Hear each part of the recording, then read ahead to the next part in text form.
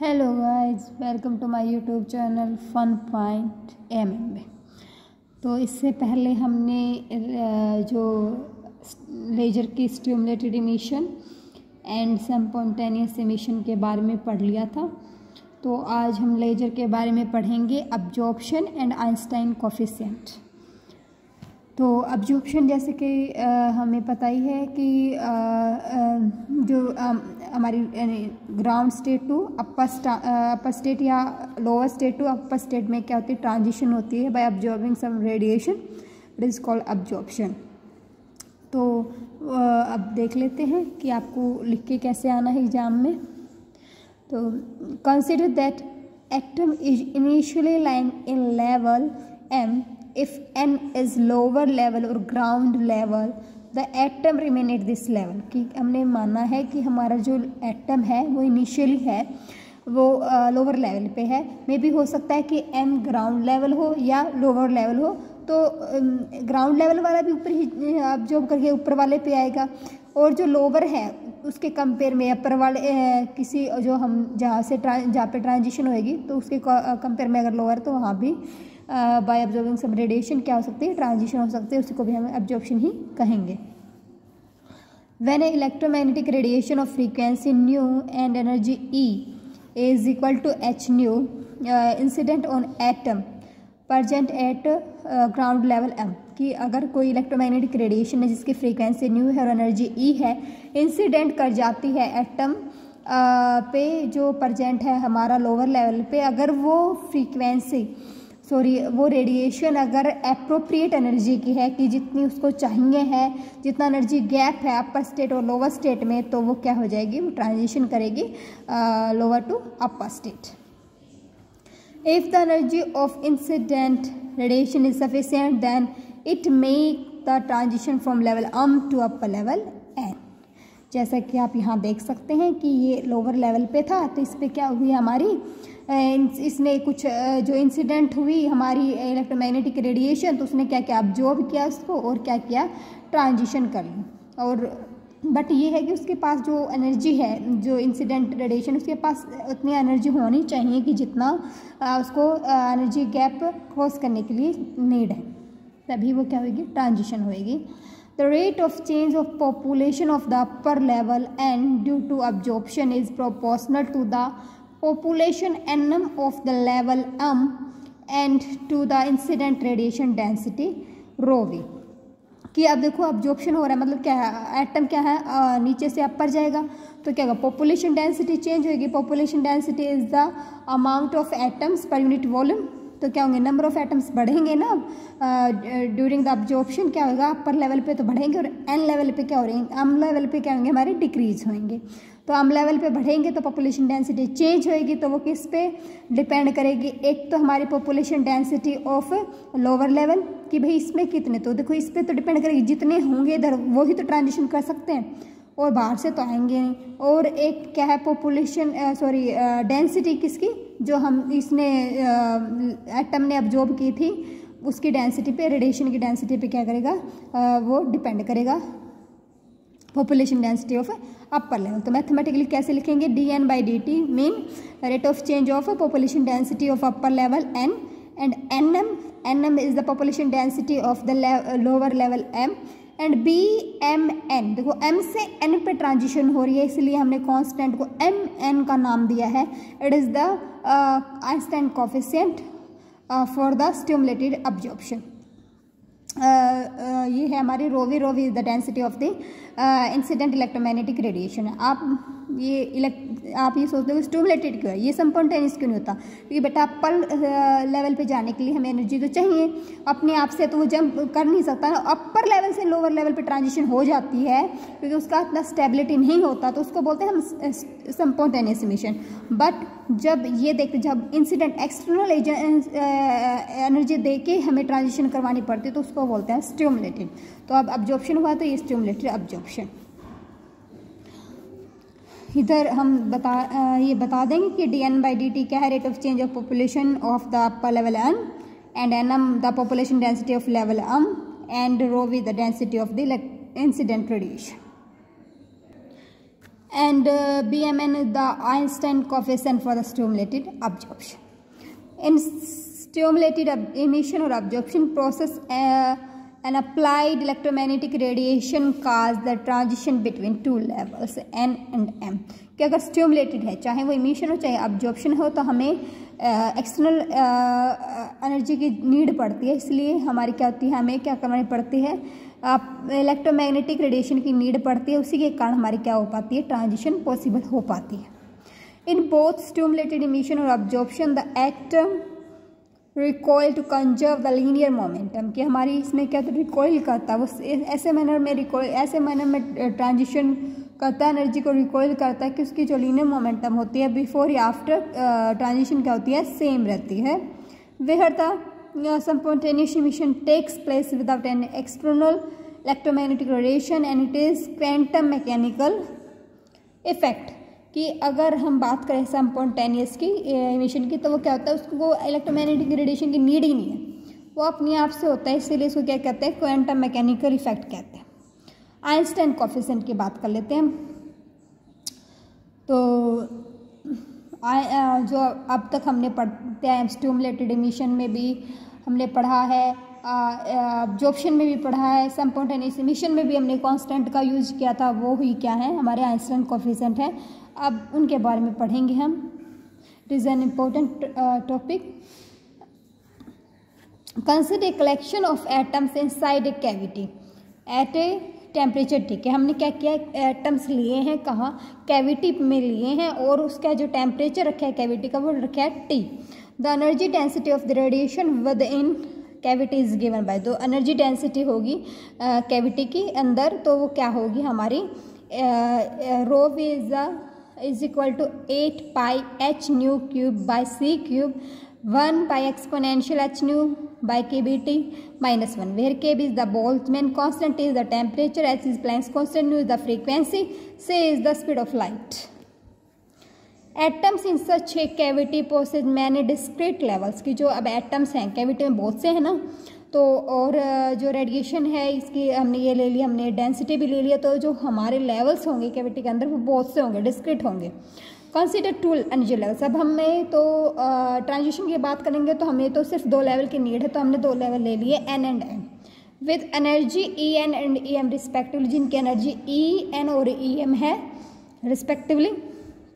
The energy difference between level n and m is h nu, और जो energy difference है जो कि हम करते आए हैं अभी तक, E N minus E M is equal to H new.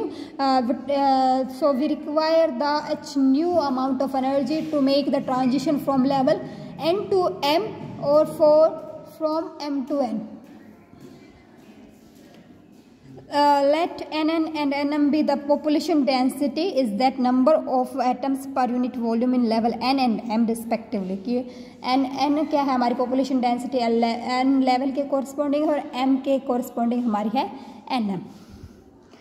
When the radiation of the cavity interact with the atoms of the transition between levels may occur, कि हम मान लेते कि इंटैक्ट करेगी जो रेडिएशन है जो हमारी कैविटी के, वो इंटैक्ट करेगी जो एटम प्रेजेंट है हमारी कैविटी में, तो क्या होएगा उसके कारण क्या होएगा हमारा, as result of such transition spontaneous emission and stimulated emission and absorption can occur and these process expressed by using Einstein coefficient. कि अब देखो जो रेडिएशन हमारी है इसके अंदर जो कैविटी के अंदर हो रहा एटम है वो उनमें क्या होगी, इंटरेक्शन होगी, इसके कारण क्या होता है, या तो स्पॉन्टेनियस इमिशन या स्टिमुलेटेड इमिशन और एब्जॉर्प्शन, इनमें से कोई भी हो सकता है. और उसको एक्सप्रेस करने के लिए हम कुछ कांस्टेंट का यूज करेंगे, उसी को बोलेंगे हम Einstein coefficient.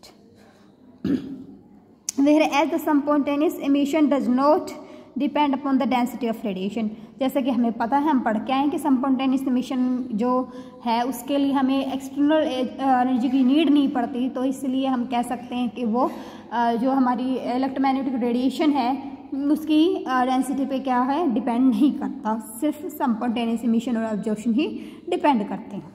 The rate of change of population of level and during spontaneous, अब जो स्पॉन्टेनियस इमिशन के ड्यूरिंग होगा तो वो क्या होगा, B n m n n rho v and stimulated emission is given है। स्पॉन्टेनियस और स्टिमुलेटेड इमिशन के ड्यूरिंग जो हमारे चेंज हुए हैं, ये इसका था डायग्राम का है, ये हमारी डायग्राम बना के हमने एम लेवल और एन लेवल का रखा है। ये हमारा क्या है, स्टिमुलेटेड अब जो इमिशन को रिप्रेजेंट कर रही है ये हमारे, क्योंकि ये क्या है, देखो आपको दिख रहा होगा, ये डेंसिटी पे डिपेंड करती है। ये हमारा क्या है, स्टिमुलेटेड क्या है, अब्जॉर्प्शन है, ये भी डेंसिटी पे डिपेंड करती है। बट ये हमारा क्या है, स्पॉन्टेनियस इमिशन है। ये देखो आपको दिख रहा होगा ANM NN, ये डेंसिटी पे डिपेंड नहीं करता।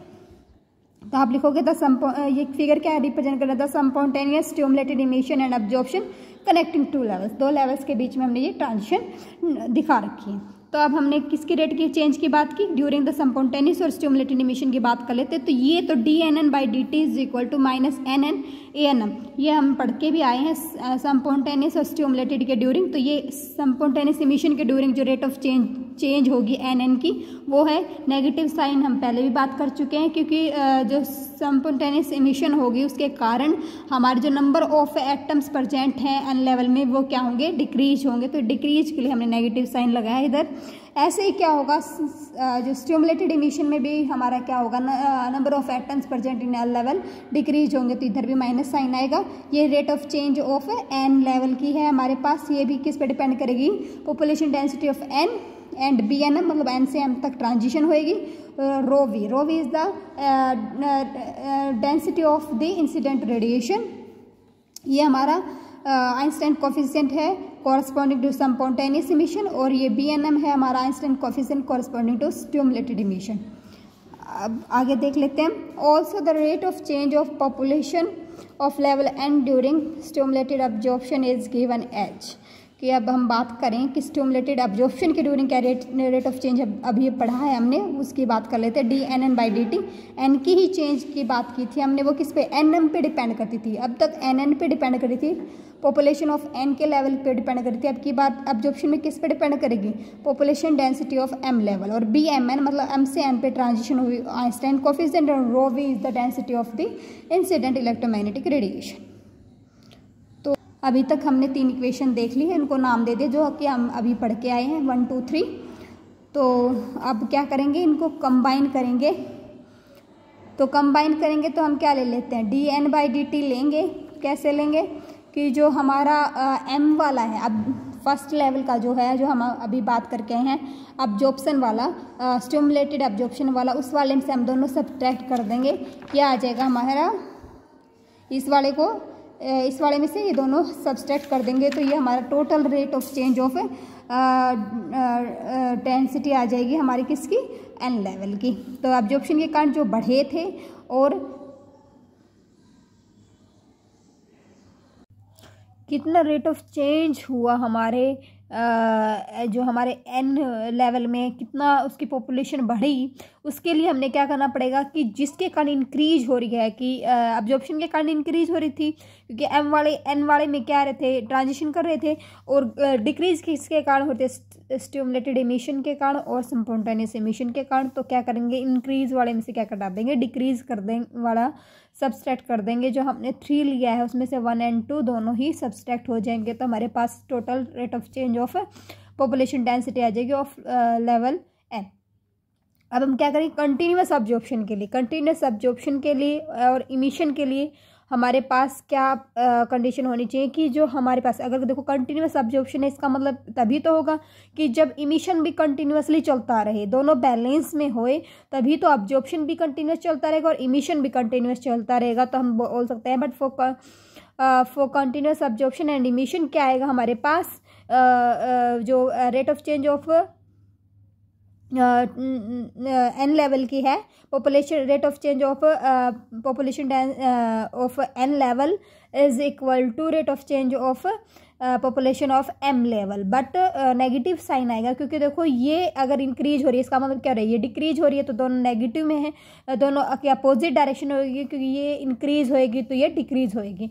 तो दोनों की हमारा मतलब एक इंक्रीज हो रही है, दूसरे डिक्रीज हो रही है, तो क्या होगा, डायरेक्शन भी आप बोल सकते हो, या एक के कारण दूसरा पे इफेक्ट पड़ रहा है, वो भी नेगेटिव टाइप का, तो हम बोल सकते हैं नेगेटिव साइन डेवलप हो जाएगा इधर।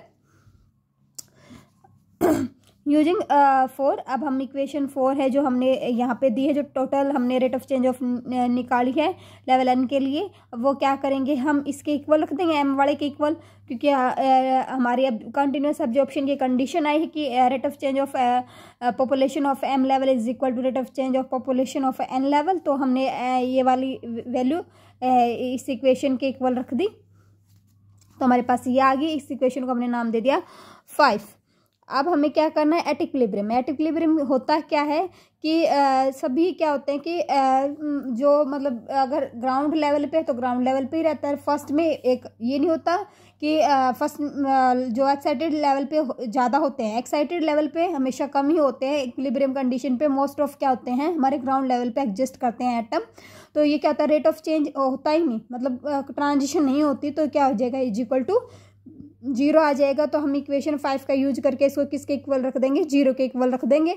तो 0 रखेंगे तो यहाँ से हमारी क्या आएगी, डेंसिटी आएगी, ANM एक कोफिशिएंट आएगा।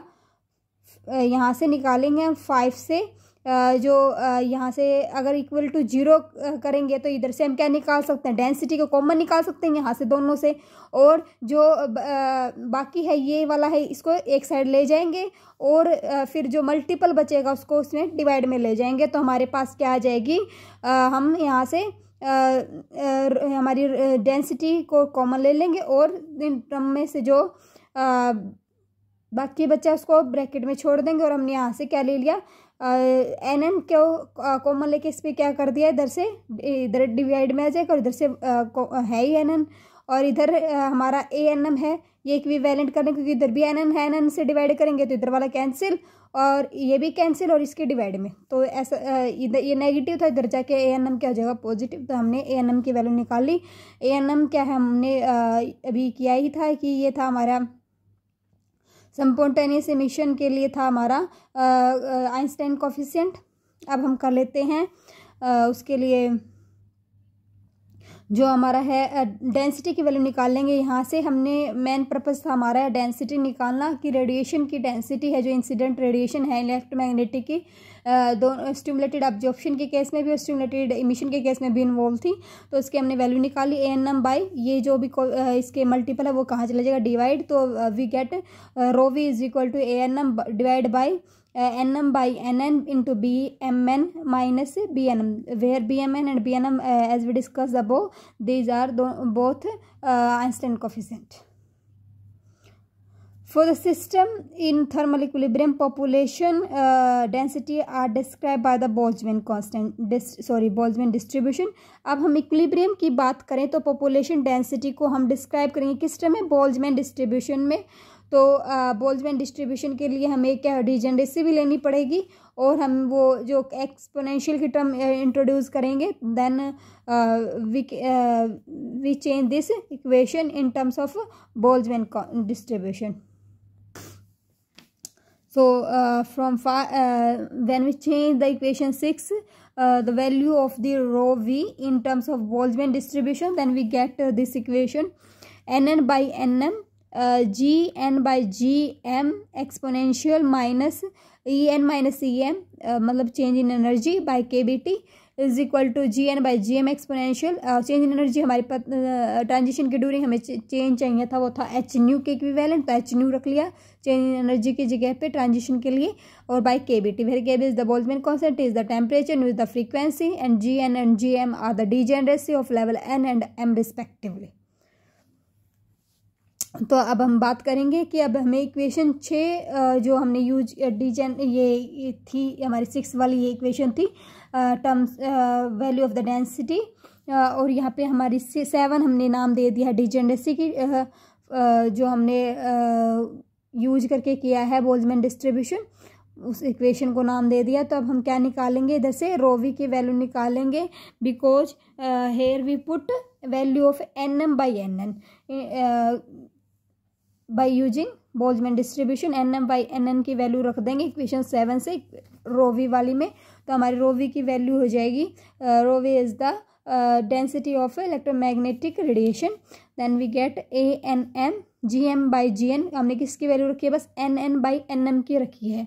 और उधर हमारे पास क्या था, NM/N था, तो ये इसका क्या हो जाएगा, इसका उल्टा करके हम इधर इसकी इक्वेशन को उल्टा करके इधर रखेंगे तो हमारे पास माइनस का है वो प्लस हो जाएगा और GM/GN हो जाएगा। तो हम हमारी वैल्यू हो जाएगी ρ is equal to ANM divided by GM/GN exponential hν/kBT BMN minus BN। इस इक्वेशन को आप नाम दे देना, हमने नाम दिया इधर 8।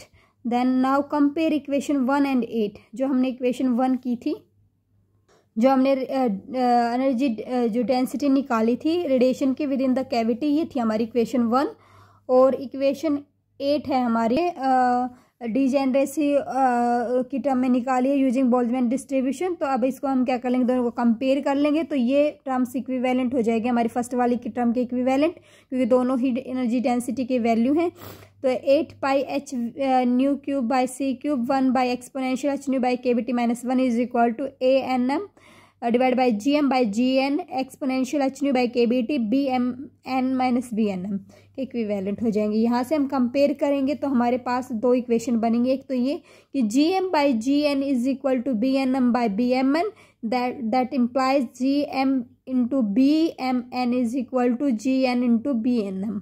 तो इक्वेशन बन गई हमारी। और एक बनेगी हमारे पास ANM की टर्म में, ANM is equal to 8πh⁻³ BNM। ये हमने HNM की टर्म से में निकाली, ये इसके इक्वल है और ये यहाँ से हमने ये इक्वेशन निकाल ली। तो ये हमारे पास दो इक्वेशन बन गई, हमने नाम दे दिया 9 and 10।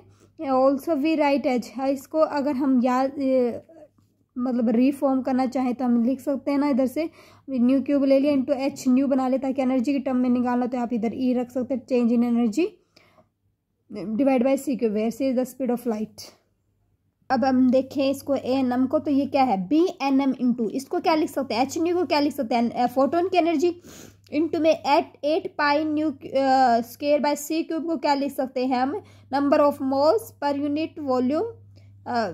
इसको दे सकते हैं हम नाम, सॉरी 8π⁻³ की वैल्यू होगी number of atoms, sorry number of modes per unit volume, और ये होगा हमारे पास क्या है फोटोन की एनर्जी, और BNM को हम मल्टीपल में ले लेंगे। तो इसको हम क्या लिख सकते हैं आगे, इसको हम लिख सकते हैं ANM is equal to BNM into number of modes per unit volume per frequency interval and photon energy, क्योंकि हमें पता है कि फोटोन जो रिलीज होएगा या टेकअप होगा ड्यूरिंग एब्जॉर्प्शन, तो इसकी एनर्जी हमने hν मानी थी, तो ये क्या आ जाएगी फोटोन एनर्जी।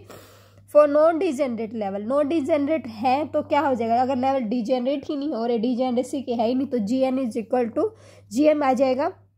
और इक्वेशन 9 में हम GM की जगह GN रख देंगे तो क्या आ जाएगा, हमने जो इक्वेशन ली थी 9 यहाँ पे, ये थी हमारी equation 9, GM/BMN is equal to, यहाँ पे जो इक्वेशन ली थी हमने 9 GM/BMN और GN/BNM, इधर इक्वेशन 9 में हम क्या रख देंगे, degeneracy GM is equal to GN, चाहे तो यहाँ पे दोनों जगह GN रख दो या GM रख दो, तो हमारी इक्वेशन बन जाएगी कि BMN is equal to BNM। तो अब इक्वेशन हम इसमें जो अब 9 और 10 जो आइंस्टाइन अभी ये हमारे क्या आगे मतलब क्या है कि जो आइंस्टाइन कोफिशिएंट है ड्यूरिंग स्टिमुलेटेड एमिशन और स्टिमुलेटेड एब्जॉर्प्शन, दोनों में ही क्या है सेम होंगे for when the levels are non degenerate. तो हमारे आइंस्टाइन कोफिशिएंट नॉन डिजेनरेट के केस में क्या होते हैं, सेम होते हैं इन स्टिमुलेटेड एमिशन और एब्जॉर्प्शन। तो इक्वेशन 9 और 10 जो 9 हमने ली थी इसकी रिफॉर्म में बन गया नॉन डिजेनरेट के केस में, अगर नहीं होता तो वो ही लेते चलते, यही फॉर्म लेके चलते हम इक्वेशन उसकी 9 की। और इक्वेशन 10 ली थी वो आई थी हमारे पास, अगर उसको हम लिख सकते थे ANM is equal to BNM into number of modes per unit volume per frequency interval into photon energy.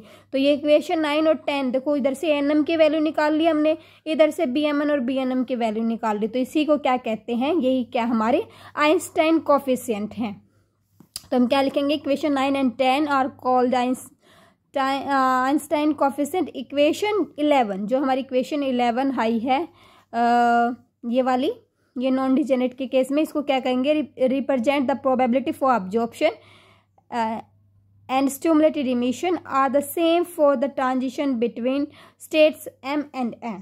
The Einstein relation determine the principal condition that should be fulfilled by the material which is used as active medium in laser, कि ये हमारे पास ये इससे क्या Einstein coefficient से हमें ये पता चल जाएगा कि ये मटेरियल है, जो हम किसी पर्टिकुलर मटेरियल की बात करें कि वो एक्टिव मीडियम के लिए लेजर के लिए हम यूज कर सकते हैं क्या नहीं कर सकते, क्योंकि हमारे पास लेजर में एक्टिव मीडियम भी होता है, तो ये उसके लिए सूटेबल है क्या नहीं, ये आइंस्टाइन कोफिशिएंट से हमें पता चल जाता है। तो ये आज का हमारा कंटेंट था। इसमें हमने एब्जॉर्प्शन पढ़ा और stimulated absorption and Einstein coefficient पढ़ा हमने, क्योंकि अब जो उसकी बात करें अगर हम लेजर की, तो स्टिमुलेटेड एब्जॉर्प्शन ही होता है क्योंकि रेडिएशन इन्वॉल्व होती है, और हमने आइंस्टाइन कोफिशिएंट कर लिया है। तो ये हमारा आज का टॉपिक था। अगर आपको कोई भी डाउट हो तो आप कमेंट बॉक्स में डाल सकते हैं। और अगर आपका वीडियो का कंटेंट आपको पसंद आए तो प्लीज़ वीडियो को लाइक एंड शेयर कीजिएगा, और चैनल को अगर अभी तक सब्सक्राइब नहीं किया तो प्लीज़ सब्सक्राइब कीजिएगा। Thank you.